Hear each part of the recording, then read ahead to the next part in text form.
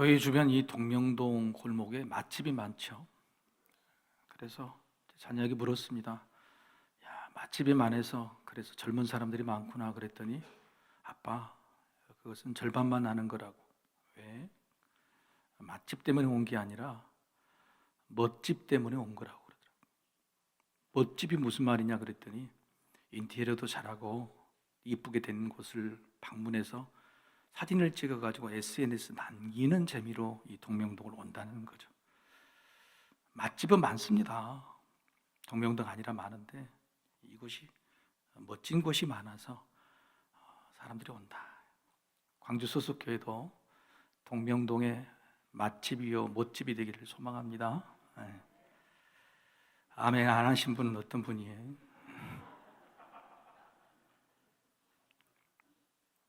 사람은 영혼하고 육신으로 만들어져 있죠.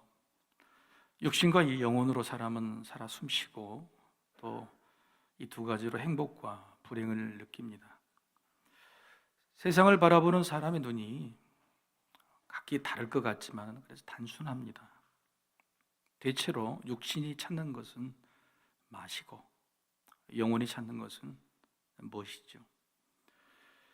하지만 행복을 쉽게 느끼지 못하고 찾지 못한 이유는 자기 맛에 취해 있고 자기 멋으로 살기 때문에 그렇습니다. 나만 맛있는 걸 먹고 제 멋에 취해 산다고 하면 행복하지 않다는 것이죠. 사랑하는 사람과 맛있는 것을 먹어야 행복하죠.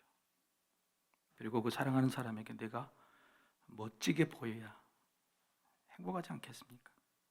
집에서 맛있는 음식을 차려줘도 차려주는 사람이 나를 멋지게 보지 않는다. 차려줘도 나를 멋지게 보지 않는다. 행복하지 않는 겁니다. 여러분 설 명절 가족들과 함께 맛있게 드시고 또 멋지게 보내셨습니까?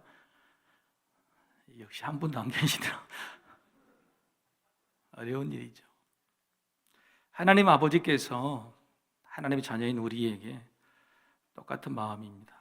맛있는 양식을 먹고 그 인생 주어진 인생 멋지게 살다가 오라. 이게 하나님 아버지 마음이에요. 하지만 하나님께서는 이렇게 덧붙이시죠. 나만 맛있게 먹고 너만 멋지게 산다고 하니 행복하지 않는 것이다. 그래서 더불어 사는 이웃들과 함께 맛과 멋을 누리며 행복하게 살아라. 바로 그 말씀 예수님께서 이 땅에 오셔서 우리에게 전해주시는 거예요. 그 말씀의 대표적인 것이 바로 예수님이 공생애를 처음 시작하셨을 때 주셨던 산상수훈, 산 위에서 주신 긴 설교의 말씀. 오늘 본문도 그 일부인 것이죠. 마태복음 5장에서 7장까지가 바로 그 말씀이에요. 5장에서 7장까지 긴 말씀의 산상수훈은 바로 이런 의미로 주셨는데 그 말씀 중에서 대표적인 말씀이 뭐냐? 우리가 잘 알고 있는 너희는 세상의 소금이라, 너희는 세상의 빛이라는 것이죠. 자, 소금은 맛이고 빛은 멋입니다. 먼저 이 소금이라는 말을 왜 예수님이 썼을까? 신학자들은 이 해석에 잘못된 해석을 경계합니다. 소금이니까 썩지 않게 하는 것이다. 세상에 썩어빠진 부정과 부패를 네가 잘 이겨내라, 썩지 않게 하라, 도려내라, 그렇게 해석하지 말라고 합니다. 여기 본문에 있는 소금인 것은 소금 그 자체로서의 짠맛을 이야기합니다. 여러분 소금이라는 것이 참 독특해요. 단 음식을 만들 때도 소금이 들어갑니까? 안 들어갑니까? 들어가죠. 매운 음식을 만들 때도 소금이 들어가요. 신 음식을 만들 때도 소금이 왜 들어가죠? 짠 음식을 만들 때 소금을 넣어야 되는 거잖아요. 소금의 특성은 뭐냐면 다른 맛을 드러내게 해주는 겁니다. 단맛이 더 강화되게 만들려면 소금을 넣어야 돼요. 단맛, 신맛이나 매운맛이 강화되려면 소금을 넣어야 되는 거예요. 여러분 제 얼굴이 좀 부어있죠? 어제 저녁에 매운 것을 먹고 잤어요. 퉁퉁 부었어요. 근데 매운 것이 아니라 매운 것이 맵게 되려고 그러면 소금이 엄청 들어가는 거예요. 여러분 소금이라는 맛이 그 자체 짠맛으로서 다른 맛을 올려주는 그런 멋짐이 있어요. 빛도 마찬가지입니다. 빛을 등경 아래, 이 말 아래 두지 마라. 대박이라면 이렇게 엎어진 대박 안에 숨겨놓지 마라. 빛을. 이 빛의 목적이 뭐라면 자기 자신을 밝히는 게 아니잖아요. 빛이라는 것은 자기 자신을 밝히는 사람이 어디 있어요? 그러면 숨겨놓어도 상관없죠. 빛은 주의를 밝히는 것의 목적입니다. 빛의 존재의 목적이에요. 여러분, 우리가 빛을 이렇게 보는 거, 여기 오셔서 혹시 천장에 빛을 여기 보십니까? 해를 막 뚫어지라고 보십니까? 그럼 눈 멀죠. 해가 비추는 이 세상을 보는 거예요. 환한 분위기를 보는 거예요. 빛이 멋이라는 것이, 멋짐이 바로 이런 거예요. 저절로 드러나서 자기가 아니라 남을 비추는 선한 영향력을 미치는 존재. 빛이 이렇게 멋있는 겁니다. 자, 그렇다면 우리는 이 소금의 맛과 빛의 멋을 가지고 있을까요? 좀 부끄럽죠? 부담스럽습니다. 너희는 소금이라, 너희는 빛이라. 하나님 그렇게 못 살아요. 저기 강요하지 마세요. 소금과 빛으로 산다고 그러면 희생이, 손해. 그럼에도 불구하고 우리는 빛으로 살고 소금으로 살고는 싶어요. 여러분, 이게 얼마나 부담이 됩니까? 저는 너무 감사해요. 우리 교회 이름이 빛과 소금교회가 아닌 것이 너무 감사해요. 다른 교회를 뭐라고 하는 게 아니에요. 여러분 자녀의 이름을 혹시 빛, 소금 이렇게 지으셨어요? 얼마나 부담됩니까? 여러분 빛으로 살라 소금으로 살라 힘들어요. 여러분 예수님이 이 정도 말씀하신 게 아닙니다. 예수님은 빛으로 소금으로 사는 수준이요, 완전한 것을 요구하셨어요. 심지어는 바리새인과 서기관의 의보다 더 높은 의를 요구하셨단 말이에요. 그냥 살기도 어려운데 빛과 소금으로 완전하게 살아라? 저 거룩한 자들보다 더 거룩하게 살아라? 오늘 본문의 말씀만 해도 그렇습니다. 오른쪽 뺨을 맞으면 왼쪽 뺨도 돌려대요. 속옷을 가지고 자면 겉옷도 주고, 오리를 따라가자면 심리를 따라가고, 심지어는 원수를 사랑하고 그가 잘 되기를 기도까지 하라. 못합니다. 못해요. 어떻게 그렇게 합니까? 그런데 예수님은 본문 마지막에 심지어 이렇게까지 말씀하세요. 47절과 48절의 말씀입니다. 또 너희가 너희 형제에게만 무난하면 남보다 더하는 것이 무엇이냐? 이방인들도 이같이 아니하느냐? 그러므로 하늘에 계신 너희 아버지의 온전하신 것 같이 너희도 온전하라. 인사 잘하는 거 그 정도는 평범한 거 그걸로 안 돼. 더 잘해야 돼. 더 잘해야 돼. 그리고 두 번째 말씀 뭐예요? 온전하라. 온전하라는 말은요, 완전하라, 완성하라는 뜻이에요. 그래서 하나님처럼 온전하라. 하나님 정도의 수준으로 완성하라는 거예요. 뭘요? 소금과 빛의 사명을, 소금과 빛처럼 사는 것을 못합니다.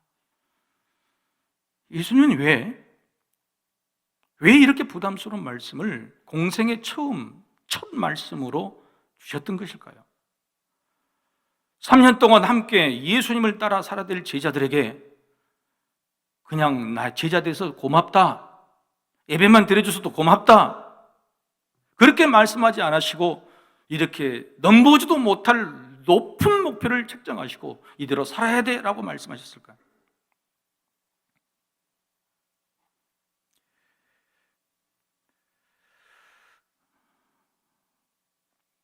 일부 학자들은 이렇게 해석합니다. 그래서 이 말씀은 그렇게 해석하면 안 돼요. 못합니다, 못하지요. 그러니까 할 수 있을 만큼의 최선을 다하면 된다는 말씀이에요. 그렇게 해석한 사람이 꽤 많습니다. 그런데 예수님은 바로 우리가 그런 타협과 포기를 할 줄 아셨어요. 그래서 19절에는 아예 이렇게 말씀하시죠. 이 계명 중에 지극히 작은 것 하나라도 버리거나 그같이 가르치면 지옥불에 떨어진다. 나 같은 목회자가 여러분 그냥 할 수 없죠. 최선만 다하시면 됩니다. 이렇게 가르치면 내가 구원받지 못해요. 주님이 원하시는 수준은 이 정도예요. 얼마나 부담스럽습니까? 이런 부담감을 가지고는 우리가 하나님 말씀대로 살기가 어렵죠. 그래서 이 부담감을 해소하려면 이 말씀이 무슨 의미인가, 산상수훈이 어떤 의미인가를 조금 더 깊이 살펴볼 필요가 있습니다. 바로 그 대표적인 말씀이 5장 17절의 말씀. 자, 함께 같이 한번 읽어보시겠습니다. 시작. 내가 율법이나 선지자를 폐하러 온 줄로 생각하지 말라. 폐하러 온 것이 아니요 완전하게 하려 함이라. 이 말씀. 여러분, 율법이 잘못돼서 하나님의 말씀을 완전히 폐하고 내가 새로운 말씀을 준다, 그런 뜻이 아니에요. 율법은 완전하다는 겁니다. 하나님의 말씀은 완전한. 그런데 사람이 제대로 지키지 못해서 그 지키지 못한 것을 내가 완전하게 지킬 수 있는 방법을 알려주러 왔다. 그리고 내가 완전하게 지키는 모범을 보이겠다, 그렇게 하시고 십자가에 매달려 죽으신 거예요. 무슨 말이냐? 율법을 완성하러 오셨다. 하나님의 율법에 대해서 율법학자에게 예수님이 묻습니다. 율법을 정리하면 뭐냐? 예, 하나님 사랑의 이웃 사랑입니다. 내 말이 그 말이다. 내 말이 하나님 사랑의 이웃 사랑이다. 이것을 내가 새 계명으로 주노라. 같은 말 아니에요. 하나님께서 하나님 사랑 이웃 사랑 말씀하셨고 예수님도 그렇게 말씀하셨습니다. 이것은 새 계명이 아니라 그냥 계명이죠. 그런데 왜 여기서 새 계명이라는 말씀을 붙이셨을까? 말씀은 좋은데 지키지 못한 거예요. 그래서 산상수훈의 말씀은 뭐냐면 한마디로 부족한 것을 채우셔서 완성한다, 이런 뜻입니다. 부족한 것을 채우셔서 완성한다. 도대체 당시의 사람들은 뭐가 부족했던 것일까요? 뭐가 부족했기에 예수님이 부족한 걸 채우셔서 완성한다고 하셨을까? 산상수훈은요, 외연을 키워 더하라는 말씀이 아니에요. 쌓고 지키는 것에 더 열심히 자라고 끝까지 하늘까지 올라가는 뜻이 아니에요. 빈속을 채우라는 말씀. 빈속을 채우라. 더 크고 더 많은 일을 하는 게 아니라 네 안에 있는 부족한 것, 그것을 채우면 된다라고 하시는 말씀. 여러분, 당시 서기관과 바리새인, 특히 바리새라는 말이 구별되다는 겁니다. 왜 구별된 인생을 살았을까요? 다 내려놓고 하나님 말씀을 제대로 지켜보자. 하나님 말씀을 제대로 지키지 않아서, 실천하지 않아서 나라가 망했으니 우리라도 앞서서 그렇게 해보자. 그래서 구별된 인생을 살려고 작정한 사람, 그게 바리새라는 뜻이에요. 서기관과 바리새인들이 여러분 안 했습니까? 최선을 다했죠. 더 했죠. 유엔을 학자가고 율법에는 율법을 다 동원하고 전통과 관습을 따라서 더 많은 걸 지키려고 노력했죠. 그런데 결정적으로 그들에게 부족한 것, 완성하지 못한 게 하나 있었다. 제자들아, 너희가 이것을 알고 채우면 너희들의 의가 저 서기관과 바리새인의 의보다 더 낫게 될 것이다 라고 알려주고 있는 겁니다. 과유불급이란 뜻을 아시죠? 과유불급. 정도가 지나치면 미치지 못한 것과 같다. 지나치면 오히려 부족하다는 거예요. 바리새인과 서기관은 오히려 벌려놓은 것이 너무너무 많아서 오히려 정작 드러나지 않는 속이 차지 않고 비어버리게 된 것입니다. 맛은 적당할 때 맛있습니다. 멋은 과하지 않을 때 멋있죠. 그러니까 드러나지 않는 맛과 멋이 그게 필요한 거예요. 음식에서 소금 맛이 드러나면 음식 전체를 다 버리게 됩니다. 그래서 조화가 되는 거예요. 여러분, 빛도 너무 과하면 눈만 부시죠. 적당한 조도가 필요한 거예요. 자, 여러분, 예수님이 너희는 소금이다, 너는 빛이다 하고 단정하시고 소금과 빛된 인생을 사셨어요.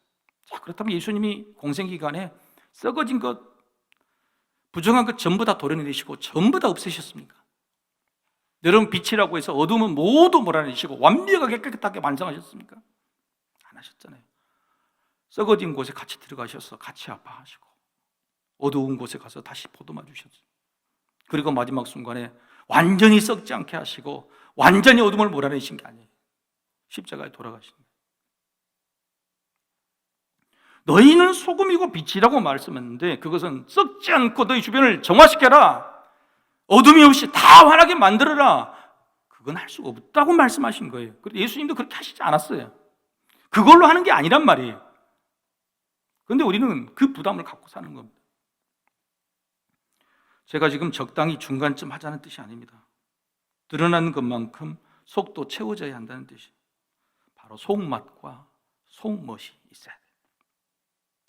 저는 우리 교회를 보니까 너무 그게 좋아요. 다른 교회처럼 막 외관이 으리으리한 게 아니라 비둘기리 똥 싸가지고 아주 시커, 겉은 드러나지 않지만 속에는 맛이 있어. 멋이 있어요. 우리 성도 여러분 보십시오. 드러나게 입고 다니시는 분이 안 계세요. 인생을 드러나게 교회에서 막 이렇게 하신 분이 안 계시죠. 전부 속맛과 속멋이 가득해요. 우리 여러분들 인사합시다. 속맛과 속멋이 참 멋있습니다. 인사합시다.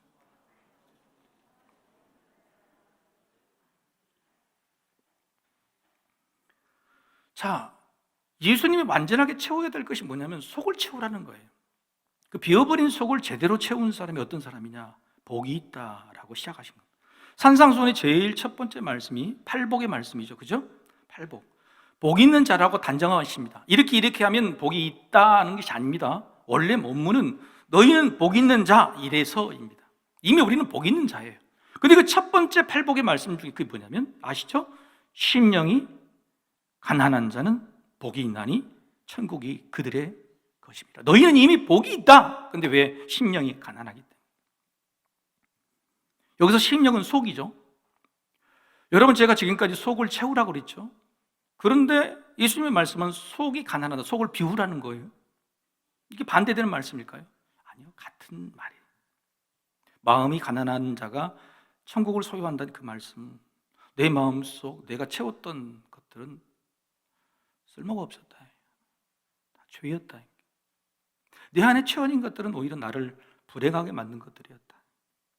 내 힘으로, 내 능력으로 어떤 영적인 맛과 멋을 낼 수 없음을 스스로 자각하는 거예요. 이게 심령이 가난한 사람. 하나님, 내 안에는 맛이 없고 멋이 없어요. 내 힘으로 맛을 내고 멋을 내려고 했는데 그게 안 되네요. 늘 속과 겉이 달라집니다. 하나님, 저 너무너무 가난한 것 같아요. 이렇게 심령의 가난함을 자각하는 사람이 진짜 속이 여문 사람, 속이 채워준 사람이다. 그래서 심령이 가난한 자가 복 있는 자라. 아니, 복 있는 사람은 그런 사람이라고 제일 첫 번째 문장에 말씀하고 계신 겁니다. 내가 아니라 하나님을 의지해.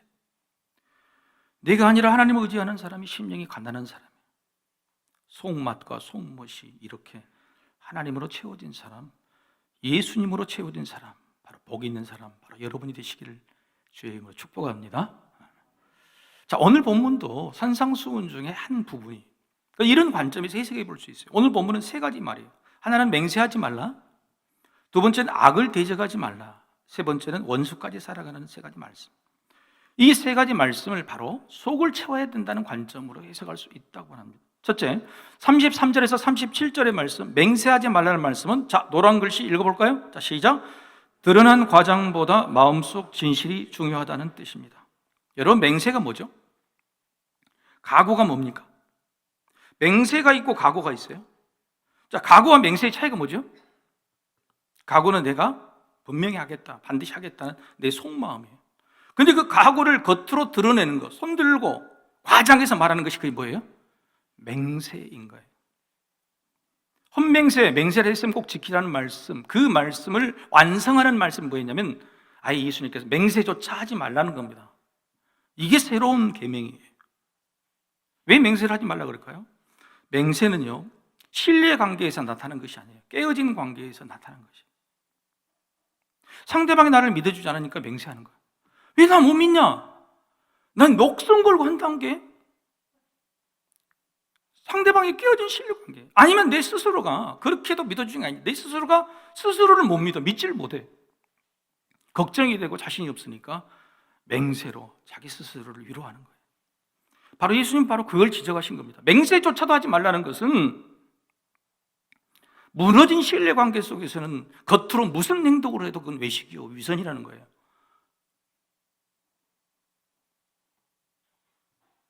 여러분, 살아가는 가족끼리 아버지가 혹시 아들에게 야, 내가 반드시 너를 대학까지 교육시킬게, 내 목숨을 걸고 맹세해. 혹시 그런 분 아버지 계셨어요?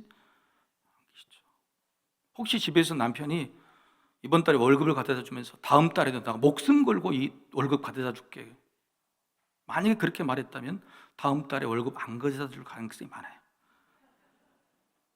여러분, 월급은 그냥 주는 겁니다. 말하지 않고도 그냥 주는 거, 때가 되면 오는 거예요. 그런데 그것을 막 다음 달에 내가 목숨을 걸고 맹세에 갖다 줄게, 자기 스스로가 내 직장이 힘들구나, 내가 돈 벌기 너무너무 어렵구나, 잘릴 수도 있겠구나, 아니 그런 신뢰 관계가 깨진 겁니다. 예수님의 말씀은 이런 맹세가 필요 없을 정도로 속이 투명하고 진실한 사람이 되라는 뜻이에요. 신뢰하는 관계, 속이 투명해 비쳐요. 맹세할 필요가 없어 하는 거예요. 여러분, 사람에게도 그렇다면 하나님에게도 그러야 되지 않겠습니까? 더군다나 하나님께서는 우리의 마음속을 이미 다 알고 계세요. 이 속을 다 알고 계신 하나님, 그 하나님 앞에 하나님, 내가 목숨 걸고 하나님을 섬기겠습니다, 그런 말 하지 말라는 거예요. 하나님 아버지는, 우리 하나님 자녀는 우리를 위해서 당신의 외아들을 십자가에 달려 죽게 만드셨어요. 모든 것을 다 주시고 모든 것을 다 허락하신 하나님께서 우리에게 뭘 더 주시지 않겠어요? 그리고 우리에게 뭘 바라시겠습니까? 우리의 하는 속까지 아신 분이 우리의 말을 듣고 믿으시겠습니까? 우리의 맹세를 듣고 우리를 신뢰하시겠습니까? 그거 아니잖아요. 여러분, 하나님께서 여러분에게 말씀하십니까? 안 하십니까? 태어난 후로 한 번도 못 들어봤죠? 하나님은 우리에게 직접 말씀해 본 적이 없어요. 근데 그것을 여러분 믿는다는 증거로 써야 돼요. 여러분 집에서도 믿지 못하면 뭐가 많아요? 잔소리가 많죠. 근데 믿으면 말하지 않아요. 하나님이 당신의 아들을 죽이셔서 우리를 살리시고 지금까지 생명을 주셨다면, 그런데도 아무런 말씀이 없다면 하나님 우리를 믿는다, 그 말씀인 거예요. 예수님 그래서 이렇게 말씀합니다. 37절의 말씀 같이 한번 읽어볼까요? 같이 37절 시작. 오직 너희 말은 옳다 옳다, 아니라 아니라 하라, 이에서 지나는 것은 악으로부터 나는 것이다. 네 스스로가 하나님을 제대로 신뢰하지 않거나 네 자신의 믿음에 대해서 네가 신뢰하지 확증할 수 없었거나, 누가 말해도 하나님 무슨 일해도 할 수 있으면 예, 못하면 하나님 못하겠어요, 그렇게 말하고 끝내라는 거예요. 그게 진짜 신뢰관계라는 거예요. 산상수훈에 맹세하지 말라는 말씀은요, 우리에게 강한 부담을 주신 말씀이 아니에요. 하나님은 우리를 믿고 계신다, 너희가 맹세하지 않아도 널 믿는다고 하는 하나님의 사랑의 선포예요. 은혜를 알려주시는 귀한 말씀이다. 여러분, 하나님 앞에 여러분의 속이 진실하시죠? 야, 역시 1, 3부도 대답을 안 하시다. 여러분, 하나님 앞에 내 속이 진실하시다면 뭘 어떻게 하셨든 여러분은 복 있는 사람임을 믿으시기를 소망합니다. 바로 그것이 심령이 가난한 자. 두 번째, 38절에서 42절의 말씀, 악을 대적하지 말라는 말씀 노란 줄 읽겠습니다. 자, 시작. 겉을 자극하라는 뜻이 아니라 속 양심으로 설득하라는 뜻이. 플럼머라는 미국의 신학교 교수는 이렇게 말했습니다. 선을 악으로 갚는 것은 악마적이고 선을 선으로 갚는 것은 인간적이며 악을 선으로 갚는 것이 신적이다. 이 세 가지 선택 중에서 믿음에 관련된 행동은 신적 행동이죠. 악을 선으로 갚아야 돼요. 예수님도 선으로 악을 이기라고 하신 말씀. 오늘 본문의 내용이 오른뺨을 맞으면 왼뺨을 대라, 속옷을 주라고 하면 겉옷까지 주라, 오리를 가자고 하면 심리를 가주라. 근데 여러분, 이 말씀이 좀 이상하지 않아요? 자, 여러분, 오른뺨을 맞으면 왼뺨을 대주라, 이 말은 뭔 말이에요? 죽여라, 죽여. 때려. 네 돈 많이 벌어놨는가 보다, 때려봐. 요 이야기 아니에요? 여러분, 그리고 사람이 옷을 뺐으면 겉옷부터 빼지 왜 속옷을 뺐겠어요? 더러운 속옷을 왜 달라고 그래? 속옷을 달라고 하면 무슨 옷을 주라고요? 아니, 겉옷을 달라고 하면 속옷까지 줘야지 왜 속옷을 달라고 하는데 겉옷을 준단 말이 돼요? 오리를 가자고 하는데 심리를 가준다? 여러분, 오리라는 것은 2kg밖에 안 돼요. 1000걸음. 그런데 겨우 가주라 그러면 2kg인데 한 100리 정도를 가져야 뭔가 해준 거지, 겨우 심리 2kg 더 가주라?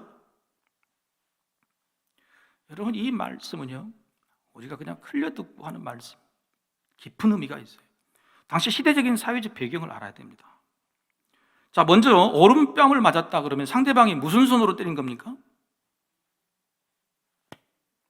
무슨 손으로 때린 거죠? 상대방은 왼손으로 때린 거예요. 그죠?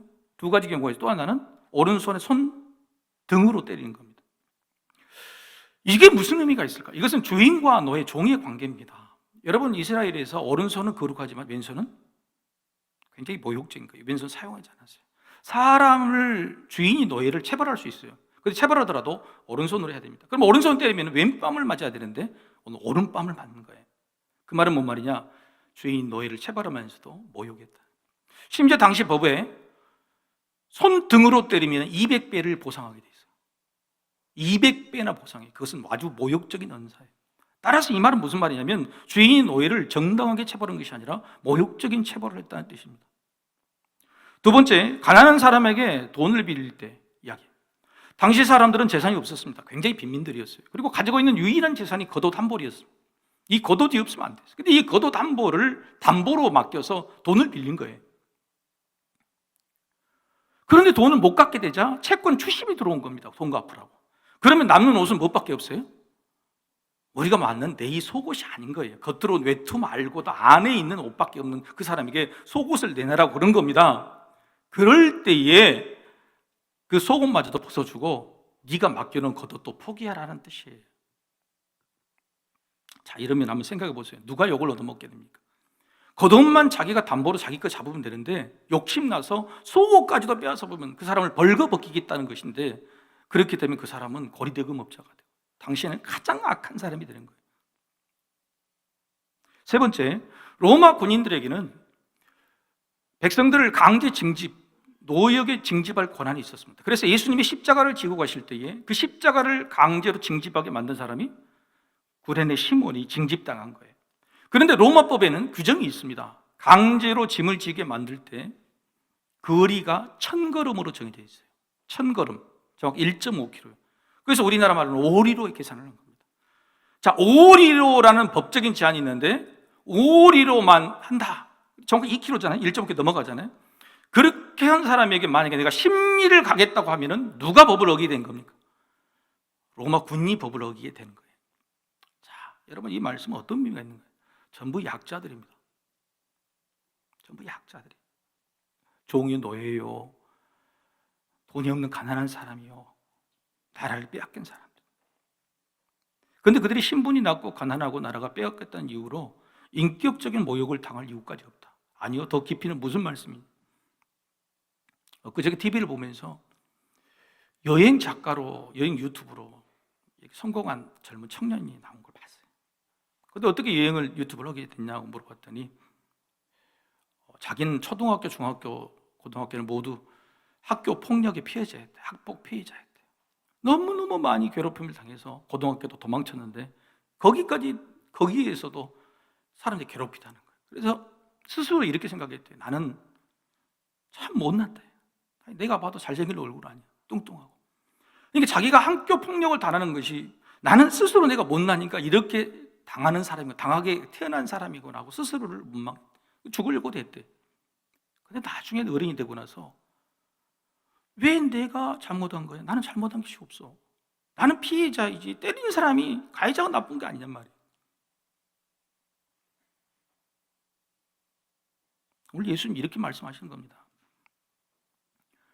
우리 인생이 억울한 모욕을 당하고 돈이 없기도 하고 또 나라가 망한다는 불가피한 조건 때문에 이런 일을 당하고 살 수밖에 없는 인생. 그런 인생을 살면서도 우리가 사랑을 해야 된다면, 소금과 빛의 삶으로 살아가야 된다면, 그것은 그들을 향해서 죽여라, 죽여! 하나 속옷까지 다 벗어가라, 뺏겨가라, 이렇게 말하는 게 아니란 말이에요. 내 속에 자기 존엄으로 나는 너희가 나를 모욕하지만은 나는 그런 존재가 아니야 라는 자기 존엄으로 가득 차 있는 사람, 그런 사람이 돼야 속옷을 나르려면 겉옷까지, 오리를 하면 심리까지 정말 사랑하는 마음으로 가질 수 있는 거 아니에요. 여러분, 이런 자기 존엄성을 우리 마음속 가지라는 말씀이에요. 자기 존엄은요, 세상에는 줄 수 없습니다. 하나님이 사랑하신 그 사랑으로만 받을 수 있어요. 세상에서 인정받지 없는 이렇게 가난한 사람, 이렇게 못난 사람, 천한 사람도 하나님이 나를 사랑해 주셔서 자녀 삼아 주셨다는 그 자기 존엄이 있어야 세상이 나를 괴롭혀도 내가 그들에게 당당하게 사랑을 베풀 수 있는 거예요. 예수님이 지키시라고 하는 것은 죽여라 죽여라가 아닙니다. 오른밤을 맞으면 왼밤을 돌려대면서 죽이라고 버티라고, 깡으로 버티라고, 그런 말씀이 아니에요. 평화예요. 부당한 폭력에 맞서 평화를 이루려면 비폭력이어야 됩니다. 근데 그 비폭력이 아니고 저항이 포용해야 돼요. 비폭력이라는 것이. 비폭력은 분노, 저항, 변형된 보복이 아니라 자기 존엄의 자각에서 나오는 거예요. 비폭력은 자기 존엄의 자각에서 나오는 거예요. 사랑하는 성도 여러분, 우리 영혼이 부당함에도 굴복하지 않는 그런 자기 존엄이 있는 복 있는 사람이 되기를 축복합니다. 세 번째, 43절에서 48절의 말씀. 원수를 사랑하는 말씀은, 자, 노란 줄 한번 읽어보겠습니다. 시작. 겉으로는 어려운 일이겠지만 속마음부터 기도하면 가능하다는 뜻이죠. 원수 사랑 못합니다. 마음속으로 절대 못해요. 너무너무 힘들고 어려운 일입니다. 그런데 그렇다고 포기하지 말라는 거예요. 그래서 기도하면 된다. 대화를 통해서 하나님 맡겨주신 하나님의 나라를 이루는 거 너무 힘들었습니다. 어렵습니다. 원수를 사랑하라니 도저히 못합니다. 남들도 그렇게 못합니다라고 투정하고 부정하는 게 아니에요. 하나님 말씀을 전적으로 인정하고 동의합니다. 그러니 용기 없는 저라도, 능력 없는 저라도 하게 해주세요. 어려워도 포기하지 않고 싶습니다. 왜요? 겉으로는 사랑하는 척, 겉으로는 포용한 척, 겉으로는 용서하는 척 하면서 속으로는 미워하는 마음으로 사는 거, 그 같은 불행은 없어요. 인생에서 그런 불행은 없어요. 사랑하지 않는데 사랑하는 척 하면서 살면서 속은 문드러뜨진 인생, 그런 인생처럼 안타까운 인생이 없는 거예요. 근데 적당히 외식하고 위선하고 속과 겉이 다른 채로 사랑하는 척 살아가는 거, 예수님은 그것은 불행이라고 본 겁니다. 어려운 일이지만 그래서 기도하라는 거예요. 하나님의 속을 진짜 사랑으로, 하나님의 사랑으로 좀 채워달라고, 그래서 원수까지 사랑할 수 있는 마음이 되게 해달라고, 나를 다스려달라고 기도하라고 하는 거예요. 마음이 진실하다면 적게 행해도 충분하고 더 많이 행해도 부담이 없게 됩니다. 그래서 어떤 신학자는 핍박하는 자를 위하여 기도하고 축복하는 것은 자신을 하나님의 성품의 연장선 위에 놓는 것이다. 원수를 사랑하는 게 너무너무 어려워요. 그런데 이 어려운 과정 속에서 포기하지 않고 기도하는 것은 하나님 사랑, 하나님을 사랑하신 그 사랑에 나를 연결하는 일이라는 거예요. 내가 하는 것이 아니라 하나님이 하게 해주신다. 할렐루야. 그 이야기. 그래서 은혜라고 말합니다. 은혜를 구하라라고 하는 거예요. 너희는 그렇게 할 수 있게 될 것이다라고 말하는 거예요. 예수님도 그래서 이렇게 말씀하십니다. 45절 말씀 우리 같이 한번 읽어보겠습니다. 45절 시작. 이같이 한즉 하늘에 계신 너희 아버지의 아들이 되리니 이는 하나님이 그 해를 악인과 선인에게 비추시고 비를 의로운 자와 불의한 자에게도 내려주심이라 이런 거예요. 해를 악인에게도 비를 불의한 자에게도 비춰주시는 거예요. 선악 때문에, 원수 때문에, 그것 때문에 너무너무 힘들어하지 미워하지 말라는 거예요. 그것은 하나님이 하실 일이에요. 너는 하나님의 은혜에 기도함으로 네 속을 채우라.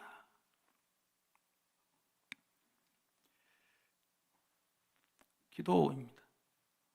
우리는 주님 닮은 사랑의 마음, 사랑의 성품을 우리 안에 점점 채워나가는 것뿐이에요. 자, 이제 다시 한번 묻겠습니다. 여러분은 소금이라 빛이라는 말씀이 부담스러우십니까?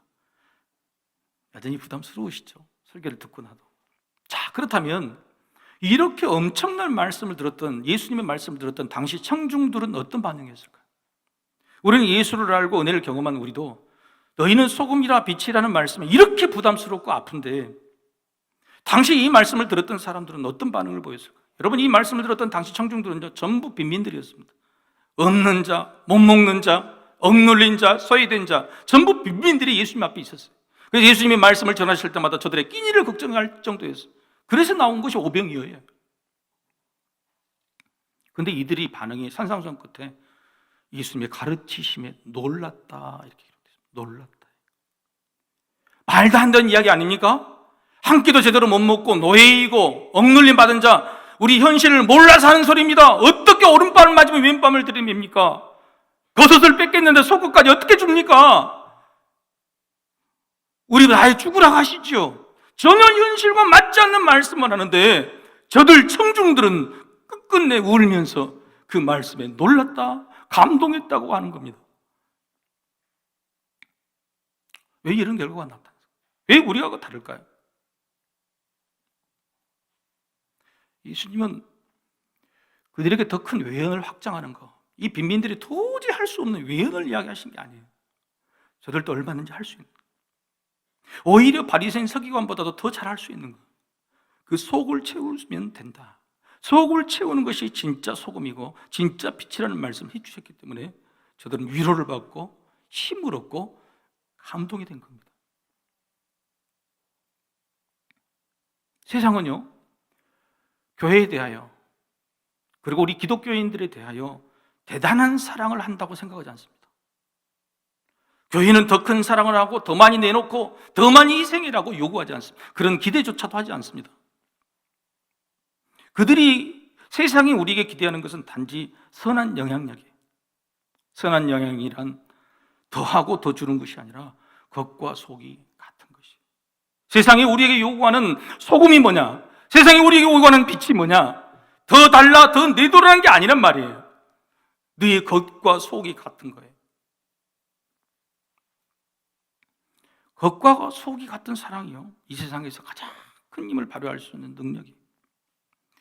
그래서 여러분, 산상수훈은 이제 이게 끝나고 다른 걸 넘어가. 6장에 이런 말씀이 있어요. 진짜 사랑은 오른손이 하는 일을 왼손이 모르게 하는 거. 여러분, 이게 이상하지 않아요? 진짜 사랑은 내가 하는 일을 남이 모르게 하는 거죠. 그죠? 그게 진짜 사랑, 우리가 생각하는 것은 내가 사랑을 하는데 남이 몰라, 남이 모르게 하는 게 진짜 사랑이죠. 그런데 예수님 그렇게 말씀하지 않았어요. 진짜 사랑은 오른손이 하는 일을 왼손이 모르게 하라. 이걸 어떻게 모를 수가 있어요? 오른손도 내 손이고 왼손도 내 손인데 오른손이 하는 일을 왜 왼손이 모르게 하라고 하셨을까? 그 이유가 뭘까요? 네 스스로 네 마음속에 인지하는 것조차가 차고 넘쳐서 속이 가득 차서 남들의 인정을 받는 거나 남들의 칭찬을 받는 거나 잘 보이게 하려고 하는 그런 생각조차가 없는 사람, 그런 사람이 오른손에 일을 해도 왼손이 모르는 거예요.